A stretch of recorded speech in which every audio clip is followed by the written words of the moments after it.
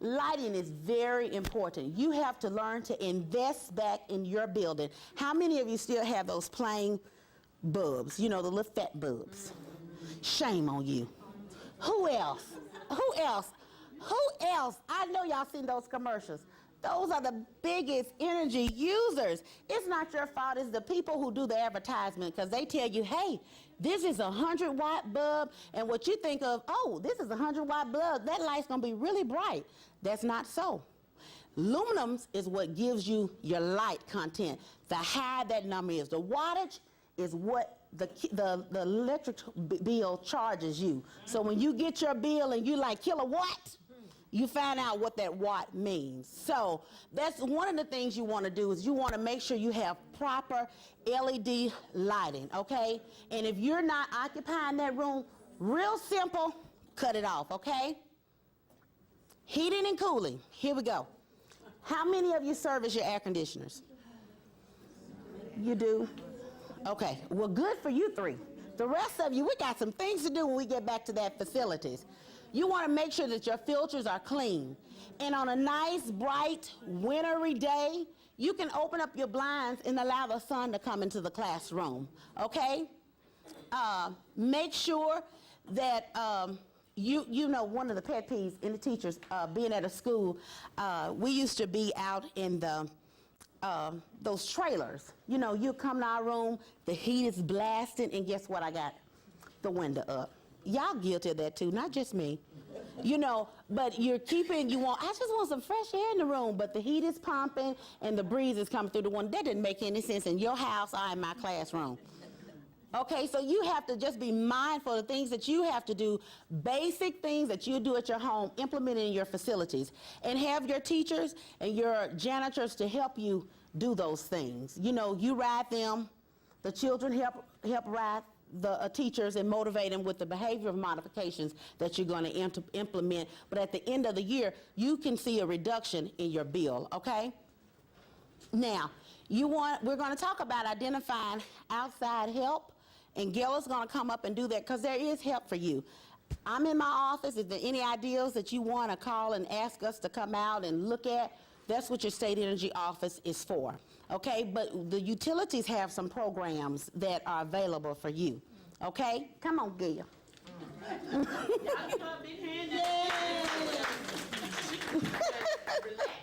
This is my last official presentation with this lady. She's my mama. She was my youngest daughter's preschool teacher. And my youngest daughter was her helper. And one day, this other little boy decided he wanted to be the helper. And my 3-year-old wore him out with that chair. And she told me, she said, you need to do something about her. But anyway, what I did was I kept her at the school, but I made sure she came down there and started working with me. Listen, back in 2013, the Mississippi Public Service Commission, 1 and 7. 7 in the space above. Oh, right there. Oh, okay. The Mississippi Public Service Commission is responsible for regulating the utilities here in the state of Mississippi. In 2013, they passed something that we regularly or commonly call Rule 29, which forces the utility companies or requires the utility, electrical and gas utilities in the state of Mississippi to help you and assist you with energy efficiency programs and services. The top 4, Entergy, Mississippi Power, Atmos, and CenterPoint, are required to help you. In your folders, you'll find these following sheets in there. I just went ahead and copied them and put them in the folders. Contact Entergy.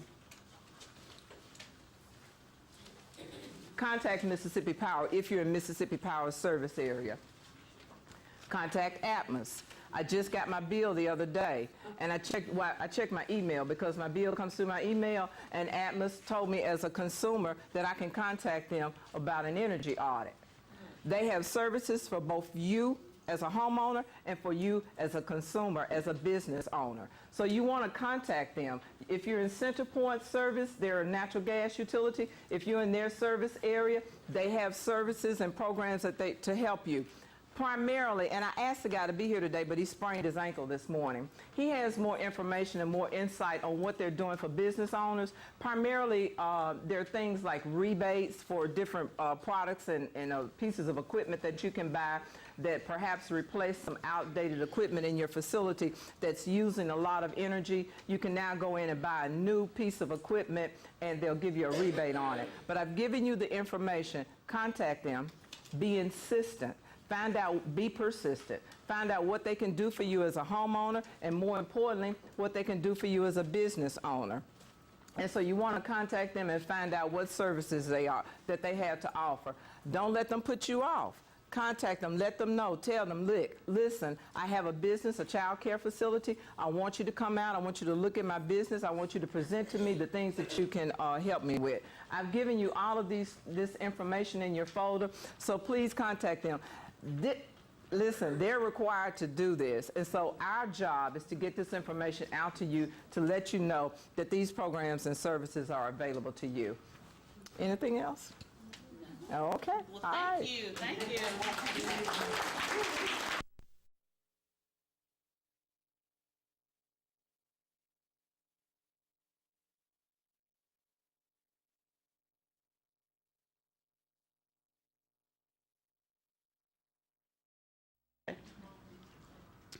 Our services are, what does that say? What's the last word? Free. I didn't hear it. Free. What does it cost? Nothing. All right. Our services are absolutely 100% free. If you call us and you need us to come take a look at your facility, we are coming. Our small business assistance program is set up in 3 parts. We have a small business ombudsman, who was Melissa. She was here earlier. Part of her responsibilities are to advocate on behalf of the small business. Any rules and regulations that come down from EPA, it is our job to make sure that you all can understand those rules and regulations, and that you can, in turn, comply with what those regulations demand. And then we have a compliance advisory panel, which is made up of 7 members. 2 are appointed from the governor, 2 from the lieutenant governor, 2 from the Speaker of the House, and 1 is from MDEQ's Air Division. Those people are affiliated with small businesses in some way, and they're there also to make sure that the work that we do gets passed down to you, and also we know the concerns of small businesses across the state of Mississippi. We're confidential. I just touched on that. We're not going to come out and take secret pictures of your facilities and then turn it over to Jamon to come out and, and issue you a fine. That's not what we do. Our records are kept separately from our regulatory branch. We are confidential, and we're here to help. I know it sounds too good to be true, but it's true. We have some people in this room that we have already offered assistance to, and I hope that their experience was positive and they'd be willing to share that with you at some point, but we don't call any names because we are confidential. What can we do? What you're looking at is one of the compliance assistance tools that we use, that we issue annually. This is set up for our PERC dry cleaners, those facilities that still use perchloroethylene. It's a cleaning agent that used to assist in the cleaning of your clothes when you take them to the dry cleaners. EPA has mandated, they've started moving away from those types of facilities, but in the state of Mississippi, we still have about 66 of those facilities left. Annually, we send them this compliance calendar. It's a little blurry, and you can fault me for that, but it has over here a list of the requirements that they have to maintain. Where's that nice pointer you had, Mr. Schultz? But anyway, the list of the requirements that they have to comply with. Here you can see it tells you go through and inspect your equipment each Friday of the month. So we developed this in order to make it easier for them to stay in compliance, and in turn, they don't get that visit from the other side of MDEQ. What you see here, we also assist with environmental health and safety assessments. This is something that would really be useful at your facilities. What this is, here it says your Head Start Center. These are some of the things that you may see around your facility. We talked about, what is that? You don't know if it's mold or mildew. We just know that water's getting in somewhere, and that's the way it looks as a result. Is this lead-based paint? We don't know. The standing water on the playground, is that the result of a faulty septic system, or is there a drainage problem?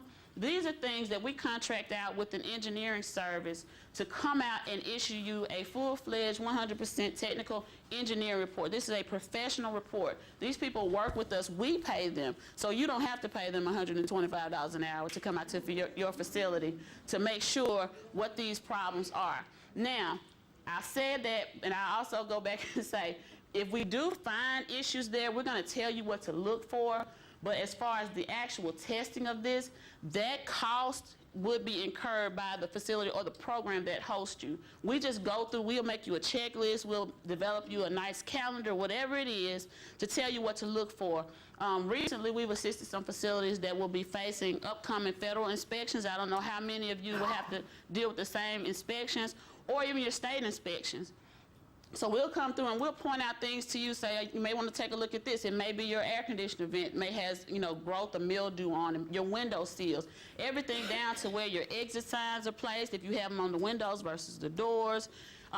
If you have faulty plumbing in your bathrooms, we're going to go through that facility and we're going to take a look at your fire extinguishers, your carbon monoxide detectors. We're going to look at everything for you and help you do the best job possible to pass your inspections. Who we are not. We are not the environmental police. I touched on this earlier. We are not the environmental police. We are not the environmental police.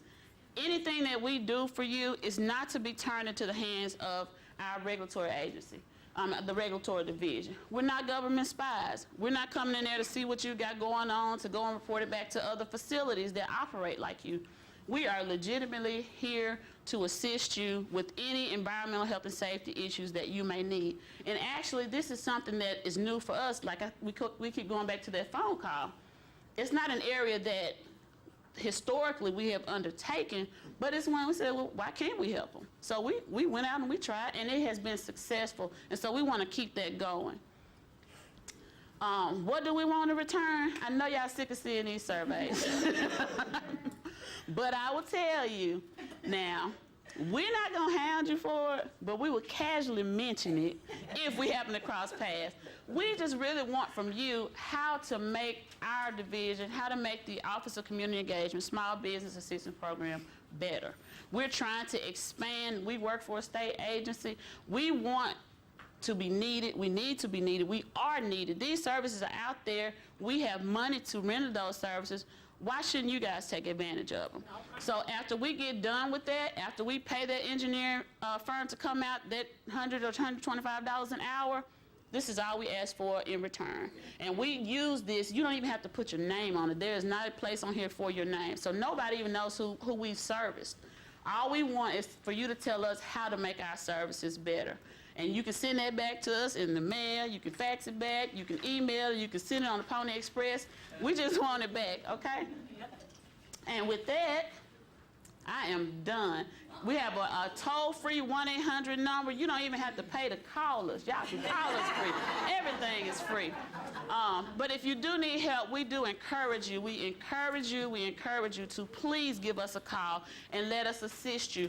Even if you want to develop literature like the information that you've gotten here today, if you say, you know what, we have a lot of problems with the children coming here smelling like smoke.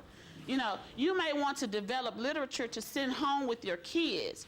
We can assist you with that. One of my coworkers, Ms. Jennifer, came to me today with an idea. It's just a simple, hey, don't flush that, because a lot of people don't know. But the key to ending some of the issues we have is always education. So with that, any questions you have for us, our staff, OCE staff is outside the door. We have some of the presenters that are still here today. Your certificates and your parking passes, your validation passes for those of you who were fortunate.